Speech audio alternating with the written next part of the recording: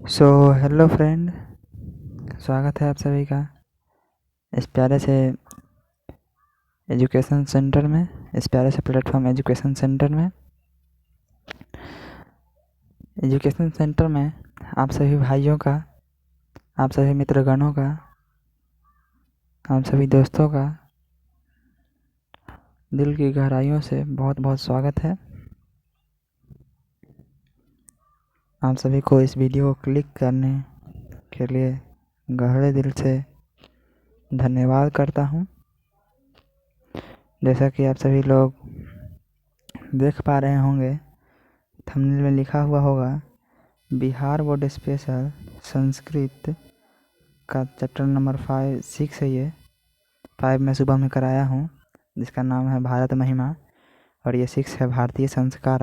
इसमें भारत के संस्कार के बारे में बताया गया है, जिसका कि मैं 15 भी ऑब्जेक्टिव क्वेश्चन लेकर आया हूँ, जो कि क्लास 10th के पर्पज़ से है।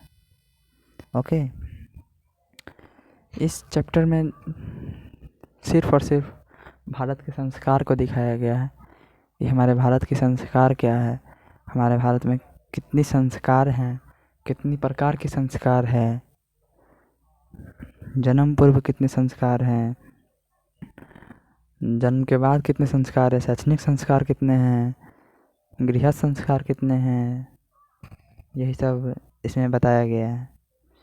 चलिए, वीडियो को स्टार्ट करने से पहले, कोई भी कार्य करने से पहले हम लोगों को मोटिवेट हो जाना पहले ज़रूरी होता है। इसी के लिए मैंने एक प्यारा सा मोटिवेशन लेकर आ चुका हूँ। मैं एक मोटिवेशन मैंने यहाँ पे आपके लिए लाया है, जो कि कुछ इस तरह है। देखिए क्या है। राह संघर्ष की जो चलता है, राह संघर्ष की जो चलता है वही संसार को बदलता है। राह संघर्ष की जो चलता है वही संसार को बदलता है। जिसने रातों से जंग जीती है, जिसने रातों से जंग जीती है, सुबह सूर्य बनकर वही चमकता है। जिसने रातों से जंग जीती है, सुबह सूर्य बनकर वही चमकता है। कह रहा है कि जो संघर्ष करता है ना, वही संसार को एक दिन बदलता है। जिसने रात भर जग कर मेहनत किया है, वही ना सुबह में परीक्षा देगा, तो वही ना, उसी का ना रिजल्ट बढ़िया आएगा एक दिन। इसीलिए कहा गया है कि राह संघर्ष की जो चलता है, राह संघर्ष की जो चलता है वही संसार को बदलता है। राह संघर्ष की जो चलता है वही संसार को बदलता है। जिसने रातों से जंग जीती है, जिसने रातों से जंग जीती है, सुबह सूर्य बनकर वही चमकता है। ठीक है, तो चलिए, यही था मेरा आज का मोटिवेशन। तो सेशन को अब स्टार्ट किया जाए। चलिए, सेशन को स्टार्ट करने से पहले आप लोग सेशन को लाइक कर दीजिए, सेशन को फटाफट से लाइक कर दीजिए, लाइक। और अगर चैनल पर नए हैं तो चैनल को सब्सक्राइब कर दीजिएगा, चैनल पर नए हैं तो चैनल को सब्सक्राइब कर दीजिएगा। और आपके कोई मित्रगण पढ़ते होंगे क्लास 10th में, तो उन्हें शेयर कर दीजिएगा, जिससे कि आपके दोस्त की भलाई हो सके। और इस भाई को, ये जो भाई देख रहे हैं, इस भाई को थोड़ा सा सपोर्ट कीजिए, ठीक है ना। इस भाई को आपका थोड़ा सा सपोर्ट चाहिए, क्योंकि ये बेचारा दिन भर मेहनत करता है आपके लिए। ये दिन भर आपके लिए मेहनत करता है, तो आपका भी फ़र्ज़ बनता है कि आप 2 मिनट समय निकाल कर अपने दोस्त को शेयर कर दें, वीडियो को लाइक कर दें और चैनल को सब्सक्राइब कर दें। 2 मिनट में ये तीनों काम हो जाएगा। ये भाई आपके लिए सुबह से लेकर शाम तक लगा रहता है, तो आपका ये फ़र्ज़ बनता है कि आप भी इनके लिए कुछ करें।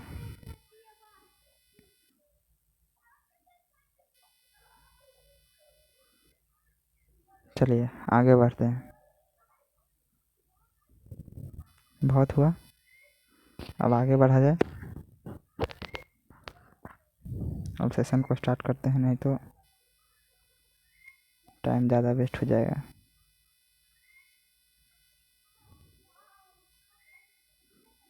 चलिए, हमारा क्वेश्चन आ चुका है। तो हमारा पहला क्वेश्चन है कि चरित्र का निर्माण किससे होता है। तो हमारे जो चरित्र का निर्माण है वो संस्कारों से ही होता है। संस्कार देखकर ही कोई भी बंदा बता देता है कि हाँ, इसके माँ बाप ने इसे ऐसा संस्कार दिया, इसी के लिए वो ऐसा है। जैसा कि आप लोग देखते होंगे अक्सर कि कोई यदि गाली गलौज करते हुए जाता रहता है तो अक्सर लोग कहते हैं कि इसके माँ बाप ने यही संस्कार दिया है, गाली गलौज करता है।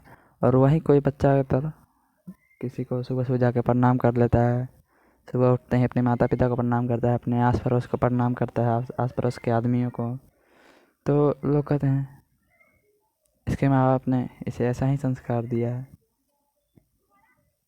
यानी आप काम कैसा भी करो, आपके संस्कार पर बात आएगा ही, आपके माँ बाप पर बात आ ही जाता है कि हाँ, इसके माँ बाप ने इसे ही संस्कार दिया है। अच्छा करोगे तो अच्छा, खराब करोगे तो खराब। अब बात करते हैं शैशव संस्कार कितने प्रकार के होते हैं। तो 3 शैशव संस्कार कितने होते हैं? 3। और एक बात और है भाई, संस्कार कितने होते हैं? तो 16। और संस्कार कितने प्रकार के होते हैं? तो 5। संस्कार कितने होते हैं ये अलग हुआ, संस्कार कितने प्रकार के होते हैं ये अलग हुआ। संस्कार 5 प्रकार के होते हैं। एक तो पहले जन्म पूर्व हुआ, एक हुआ शैशव संस्कार, एक जन्म लेने से पहले, एक शैशव संस्कार, एक शैक्षणिक संस्कार, एक गृहस्थ संस्कार, और एक होता है दाह संस्कार या अंत्येष्टि संस्कार जिसको कहते हैं। 5 संस्कार होता है पूरे। तो जन्म पूर्व कितना होता है संस्कार? 3 संस्कार होता है जन्म पूर्व। और शैशव संस्कार 6 होता है, शैक्षणिक संस्कार 5 होता है। कितना हो गया? 3 6 9 9 5 9 5 कितना हुआ? 14। एक होता है हमारा गृहस्थ संस्कार 15, और एक दाह संस्कार या अंत्येष्टि संस्कार हो जाता है 16। टोटल 16 संस्कार होते हैं। और कितने प्रकार के होते हैं? तो 5 प्रकार के होते हैं। अंत्येष्टि संस्कार कब होता है? मरने के बाद। अंत्येष्टि संस्कार बोले या दाह संस्कार? अंत्येष्टि संस्कार बोले या दाह संस्कार, बात बराबर होता है। चलिए, नेक्स्ट है साहित्य ग्रंथों में किसान संस्कार के नामांतर क्या है। यानी किसान संस्कार को और क्या कहते हैं? तो गोदान संस्कार भी कहा जाता है। चलिए, नेक्स्ट है पानी ग्रहण किस संस्कार में होता है? तो वो विवाह संस्कार में होता है। आप लोग देखते होंगे गांव घर में या फिर बड़े बड़े शहर में, अब तो गांव में भी होने लगा है कि शादी जब होने जाता है तो जो वहाँ जयमाला होता है, स्टेज बनता है, अच्छा से जयमाला होता है। तो उस जयमाले पर देखते होंगे वर वधू एक दूसरे को मिठाई खिलाते हैं, पानी वगैरह पिलाते हैं। तो वही है पानी ग्रहण, यानी को पानी को पिलाता है किसमें? विवाह संस्कार में। नेक्स्ट है संस्कार कितने होते हैं? आ गया वही क्वेश्चन, 16 संस्कार होते हैं। नेक्स्ट है संस्कार प्रायः कितने प्रकार के होते हैं? तो 5 प्रकार के भी हम बताएं, जैसा कि संस्कार कितने प्रकार के होते हैं वो अलग हुआ, संस्कार कितने होते हैं वो अलग हुआ। संस्कार कितने होते हैं पूछेगा तो 16, संस्कार कितने प्रकार के होते हैं तो 5 प्रकार के। ठीक है, इसमें कंफ्यूज नहीं होना है। चलिए नेक्स्ट, जीवन के सभी मुख्य अवसरों पर किनका आशीर्वाद अपेक्षित था, यानी किसका आशीर्वाद लेना चाहिए? तो वरिष्ठों का। वरिष्ठों कहने का मतलब बड़ों का। सप्तपदी कर्मकांड किस संस्कार में होता है? तो विवाह संस्कार में। सप्तपदी कहने का मतलब 7 फेरा जो लेते हैं, 7 वचन, उसी को सप्तपदी कहते हैं। 7 फेरा लेते हैं ना गोल गोल घूम घूम कर मंडप में, उसी को कहते हैं सप्तपदी कर्मकांड। चलिए नेक्स्ट है गोदान किस संस्कार का मुख्य कर्म है? तो वो किसान संस्कार का, जैसा कि हम अभी बताए थे आपको पीछे। नेक्स्ट है कि कन्यादान किस संस्कार में होता है? तो विवाह संस्कार में। बाप अपनी बेटी का कन्यादान करता है, उसी को कन्यादान कहते हैं, मंडप में जो कन्यादान करता है विवाह के समय। नेक्स्ट है अंतिम संस्कार का नाम क्या है? सॉरी भाई, गलती से बुला गया। अंतिम शिक्षा संस्कार का नाम क्या है?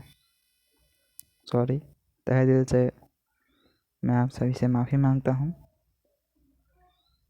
ये अशुभ वचन मुझे नहीं निकालना चाहिए था, शिक्षा का बात है जहाँ की, उसके लिए मैं सॉरी बोल रहा हूँ, लेकिन माफ़ कर दीजिएगा मुझे आप लोग। है क्या? अंतिम शिक्षा संस्कार का नाम क्या है? तो समावर्तनम है, समावर्तनम संस्कार।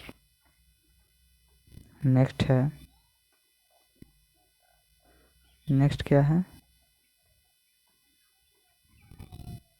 नेक्स्ट है सीमंतोन्नयनम। किस प्रकार का संस्कार है?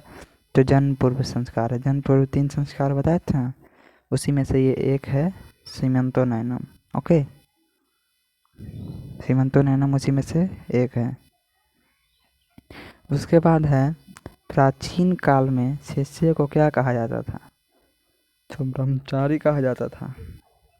और वही पूछेगा कि प्राचीन काल में शिक्षक को क्या कहा जाता था? तो वहाँ गुरुदेव कहा जाता था। प्राचीन काल में कहाँ पे शिक्षा दिया जाता था लोगों को? तो जंगलों में दिया जाता था, जंगलों में, पेड़ के नीचे। चलिए नेक्स्ट है प्राचीन संस्कृति का पहचान किससे होता है? संस्कारों से। पहले उतना पढ़ाई लिखाई नहीं करता था, संस्कारों से ही उसके पता चलता था कि हाँ उसके पास कितना शिक्षा है, उसको संस्कार से ही पता चलता था। अभी ऐसे बोल देता है ना 10th कितना पास है भाई, कौन से क्लास में है? तो 10th पास है। कौन से क्लास में? हाँ तो 12th पास है। उस समय वैसे नहीं होता था, उस समय संस्कार से ही मालूम चलता था कि लड़का या फिर लड़की कितनी पढ़ी लिखी हुई है। चलिए, तो हमारा ये सेशन ख़त्म होता है। तो आप लोग यदि कुछ गलती हो गई होगी मुझसे तो आप लोग क्षमा करिएगा और कमेंट में ज़रूर बताइएगा। और मैं सोच रहा हूँ क्या कि संस्कृत का ही मैं अब सब्जेक्टिव लेकर आऊँ, 1-2 क्वेश्चन ही सही लेकिन सब्जेक्टिव लेकर आऊँ। क्या सब्जेक्टिव?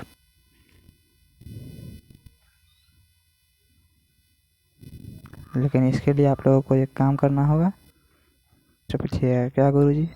क्या भाई? क्या करना होगा? गुरुजी नहीं, क्या करना होगा भाई? तो आप लोगों को मुझे सपोर्ट करना होगा। आप लोग मुझे सपोर्ट करिएगा तो मैं सब्जेक्टिव, संस्कृत का सब्जेक्टिव तो क्या, मैं मैथ्स का सब्जेक्टिव भी लाने के लिए तैयार हूँ, लेकिन मेरे पास उतनी सुविधाएं नहीं हैं जिसके कारण मैं नहीं ला पा रहा हूँ। नहीं तो मैं सारा चीज़ ला ही रहा हूँ। अब सब्जेक्टिव नहीं ला रहा हूँ तो वो भी जल्द आ जाएगा। तो टेंशन की कोई बात नहीं है, चिंता की कोई बात नहीं है, मैं लाने की कोशिश करूँगा। तो आप लोग जाते जाते आपसे मेरा एक विनती है कि आप लोग क्या करिए, वीडियो को लाइक कर दीजिए जाते जाते एक बार, और चैनल पर नए हैं तो सब्सक्राइब भी कर ही दीजिए, और दोस्तों में शेयर तो कर ही दीजिएगा। चलिए, तो नेक्स्ट टॉपिक पे ज़रूर बताइएगा कि आपको किस टॉपिक पे अगर चाहिए आप लोगों को वीडियो, नेक्स्ट वीडियो। जाते जाते एक बार और मोटिवेशन देख लिया जाए। चलिए, जाते जाते एक बार और मोटिवेशन देखा जाए, क्योंकि ये बहुत ही सुंदर मोटिवेशन है, बहुत ही दिल को छू जाने वाला मोटिवेशन है।